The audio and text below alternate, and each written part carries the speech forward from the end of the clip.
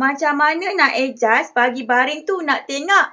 Jom sini sis tunjukkan. Pandangkan sis dah pergi dah pantai hari tu. So ni sis tunjuk dekat rumah je lah korang. Healing-healing kat rumah pun boleh juga guna kerusi ni. Kerusi ni sangatlah kurus. Lagi kurus daripada sis.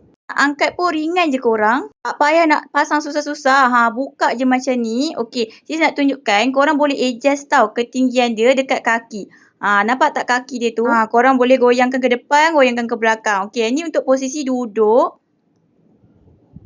Lepas tu kan korang, kaki dia juga boleh adjust 3 ketinggian. Ni ketinggian 1.